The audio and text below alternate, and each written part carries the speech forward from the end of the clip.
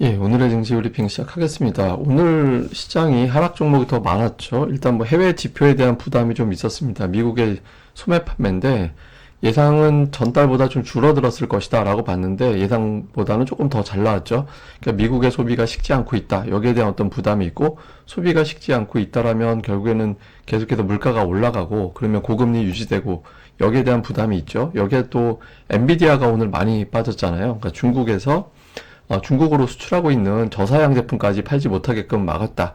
이런 내용들이 또 제기가 되면서 하락한 점, 이 두 가지가 시장의 부담으로 작용을 했는데, 다만 미국에서는 하락한 업종보다 상승한 업종이 더 많았고요. 그리고 러셀 2000 지수가 또 1% 이상 올랐거든요. 그래서 미 증시 상황만 놓고 보면 뭐 우리 증시가 크게 빠질 만한 일부 업종은 반응하더라도 크게 빠질 만한 요인은 아니었습니다. 물론 이제 그렇다고 해서 올라갈 정도 사안도 아니었죠. 왜냐하면 기본적으로 금리가 워낙 올라가 있으니까 미국 10년물 국채 금리가 다시 또 4.83% 정도까지 올라갔거든요.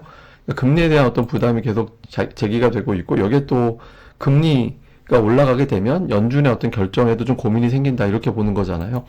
내년도 1월 같은 경우는 금리가 현재 수준으로 유지될 것이다. 다음에 인상할 것이다가 반반이에요. 예, 그러니까 이제 기존에는 좀 동결 쪽이 훨씬 더 힘이 셌었는데 지금은 인상할지도 모르겠구나. 이게 장중에는 뒤집어졌었거든요.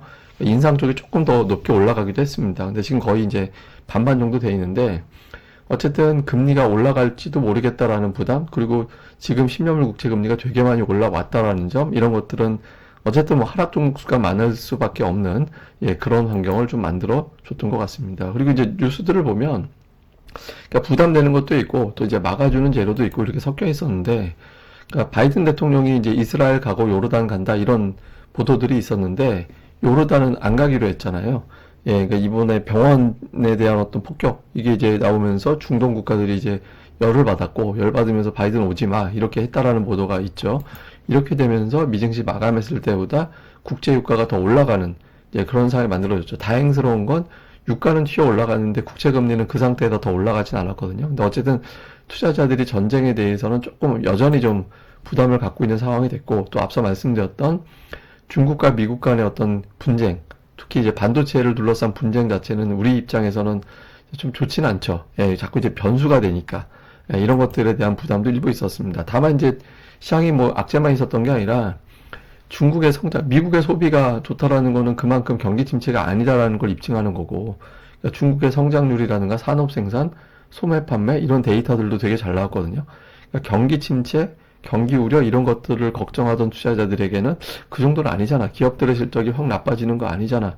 이런 안도감을 주는 게 좀 있었고요. 이런 것들이 좀 방어가 됐고, 그래서 코스피 같은 경우는 오늘 오히려 플러스로 끝났잖아요. 그러니까 괜찮은 재료들도 있다 보니까. 근데 이제 코스닥은 그 유한양의 코스닥 종목은 아니지만 이게 이제 임상 앞두고서 이게 조금 효과가 임상 결과가 안 좋은 것 같다더라 이런 어떤 썰이 돌고, 그렇게 되면서 코스닥에 있는 시가총액 상위 제약주들을 떨어뜨리고 그렇게 되면서 지수 자체도 나빠진 데다가 이제 하락 종목 수도 상당히 많아지게 되는 그런 계기가 됐습니다. 사실 오늘 그래서 우리 증시에 가장 큰 영향을 준 사안은 다른 것보다 오히려 이 유한양행 이슈가 더 큰 영향을 줬던 게 아닌가 이렇게 생각될 정도로 코스닥 시장에 영향을 많이 줬습니다.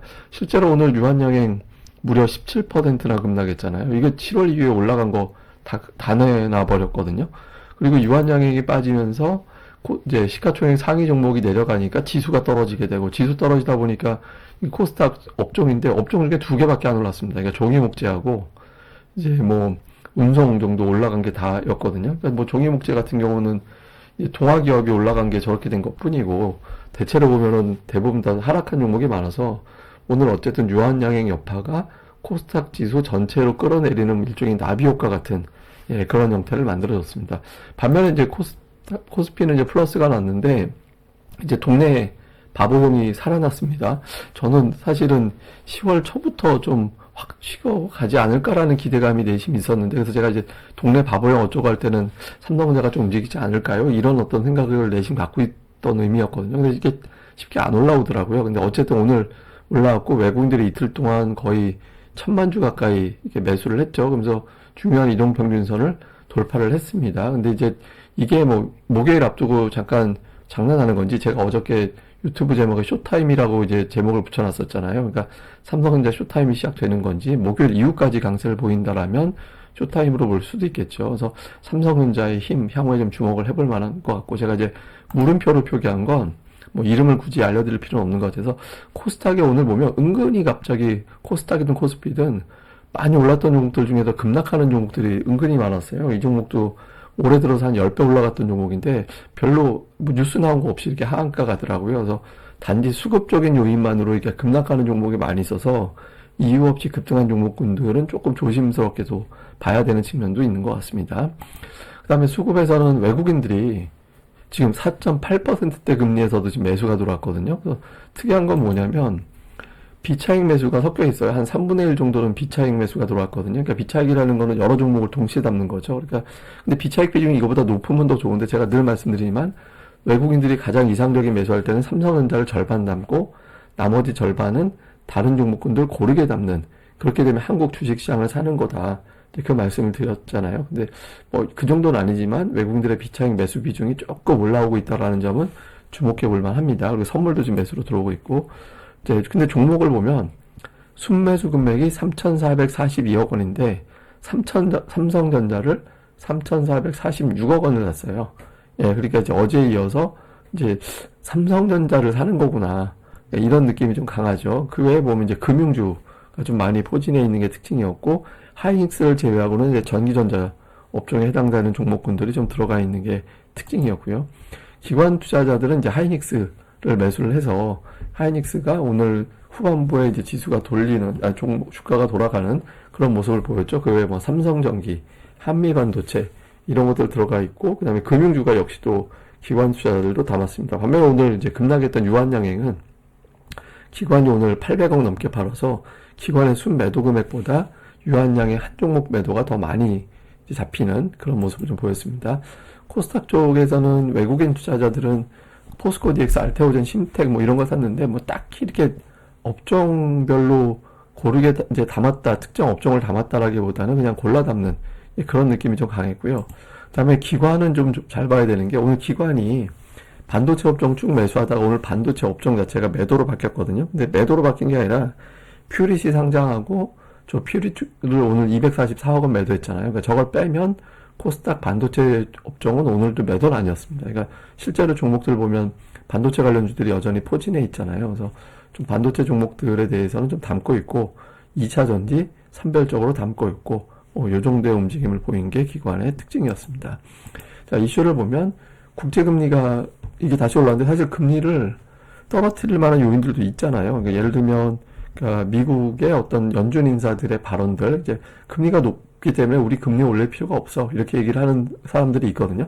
그런 발언들 생각해 보면 금리가 마냥 올라가기는 애매하죠. 그리고 전시 상황이라는 것도 금리를 좀 떨어뜨리는 요인이 되고, 이게 국채 가격이 올라가게 되니까. 그래서 근데 여기서 만약에 이제 또 올라서 이제 지금 4.8% 같은 경우는 직전 고점이니까 그런 것보다 하는데 앞에 숫자가 갑자기 9로 바뀌어 버린다, 이러면은 우리 증시가 한 번 또 타격을 받을 수도 있거든요. 그래서 금리 추이 좀 볼 필요가 있고, 그 다음에 이제 테슬라와 넷플릭스 실적이 나옵니다. 그래서 근데 이제 빅테크 쪽으로 분류가 되는, 또는 이제 예전에 주목받던 뭐 넷플릭스보다 이제 테슬라가 우리 증시에는 조금 더 연관을 많이 연동이 될 텐데, 테슬라의 어떤 주가 반응 어떻게 되는지 평가, 이거 볼 필요가 있고요. 그 다음에 이제 외국인들이 연속 매수를 한 데다가 매수 업종도 사실은 좀 늘었습니다. 그러니까 어제는 전기전자 이외에는 순매수 좀 의미 있게 매수한 이제 업종이 별로 없었는데, 오늘은 전기전자, 삼성전자 많이 담긴 했지만 다른 업종도 좀 매수가 들어가 있었거든요. 제가 이제 말씀드린 대로